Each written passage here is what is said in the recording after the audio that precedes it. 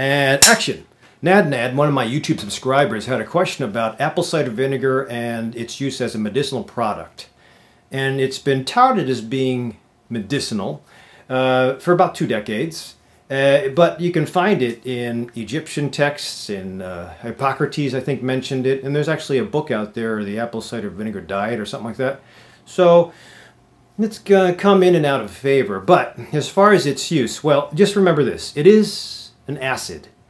There have been documentations of 5% acetic acid causing severe corrosive burns. In fact, I had somebody from across the world contact me through the internet because he tried to take care of his eustachian tube dysfunction problem with nasal irrigation of acetic acid or apple cider vinegar. And he burned himself. And hopefully he's doing well, but there have also been some sightings that people taking apple cider vinegar in capsule form have had the pill lodge and cause a corrosive burn to the esophagus. So it is an acid. And it can also, while we're talking about side effects, it can also bring down your potassium levels. So if you're on a blood pressure pill, especially one called digoxin, that's more for heart, but it can make that toxic if you don't watch your potassium levels. Finally, I think the last biggest of 3 would be the concern of thinning bones. So it's not, even though you can get it over the counter and it's a food product, you still have to be careful, right? Especially, again, in the studies. Rebecca Fahey did some nice reviews of literature, and she found that if there was something, if it was used more than a month, you have the potential to cause all those problems. So, having put that side effect issue aside, the benefits. Well, people say it works for lowering sugar, works for lowering cholesterol, and works as an appetite suppressant. Satiety. Let's take the appetite suppressant part. I can see how it works. Because when you take acetic acid or any high acidic, I should say low pH, but acidic form of food group, you put it in your stomach before your meal, that potentially makes the meal and everything you eat in the stomach highly acidic. Now, if your stomach is working well, it'll go ahead and secrete acid anyway to break down proteins, fats, and carbohydrates when you eat your meal. But if you already have your stomach spiked with acetic acid, less effort. So I can see how that works. In fact, I have a patient who lost like 15 pounds by doing a tablespoon, I believe, once a day. Now, in theory, you would want to do it before each meal, but he did great. And that's what the overwhelming evidence is, that it's mostly anecdotal evidence. You'll hear people saying that I did great with this, I did great with that.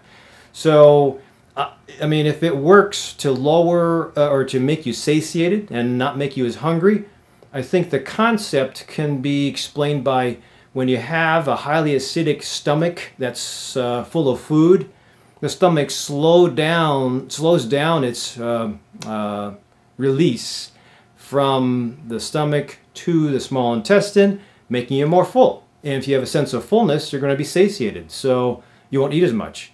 That's what I think the theory is. Again, you have to be careful about side effects, but the question is always how much do you use, and that's anecdotal too. Rebecca Fahey did a nice review on acetic acid or apple cider vinegar, and the consideration was maybe 2 tablespoons in 4 to 8 ounces of water per day. And whether you do that or you do a tablespoon before each meal, try to dilute it, whatever you do. Now, again, you'll have to play it by ear, and truthfully, I would just use a vinaigrette, and that's what I do. I use a vinaigrette for my salads, and that would be enough to change around the acidity in the stomach, but totally up to you. The other thing that has been touted is the cholesterol and the glucose lowering. Well, I saw the information on the cholesterol. I don't know if I buy that. Again, I would rather have you do more fiber, less beef, and more plant-based food, really. I think that might lower your cholesterol. But as far as the sugar, again, I think it could be there have been some nice animal studies that show it decreases postprandial glucose. So again, I can attribute that. My theory is that you can contribute that to the slower gastric emptying. So if that works well, fine. But again, are you going to do that for the rest of your life? But it always should be combined with some form of exercise and some form of mindful eating. if you go to McDonald's and then you have a tablespoon or 2 tablespoons of apple cider vinegar and 4 to 8 ounces of water, I mean, you're kind of defeating the purpose. It has to be a whole lifestyle kind of change, but no question, if you do this shortcut, it might change a little thing or two. It certainly isn't going to hurt, but again, here's where the evidence comes in. There haven't been great studies on longevity and what causes, aside from what Fahey found, what will cause a side effect, what will be a good effect. So if you can continue with it and I can watch your numbers and your doctor can make sure that you get off your medicines when you're ready and you are losing weight and you are exercising, you are getting good sleep, then cool. But has a shortcut, if you're going to try it, don't do anything else different. Don't do it during the change in season or when feasts are coming up. Like now it's September, we're going to have October Halloween, November Thanksgiving, December Christmas, Hanukkah, and then New Year's. I wouldn't do it as a trial during those months, because if you do the apple cider vinegar and then you have your feast, you're not going to know did it work in the long run or not.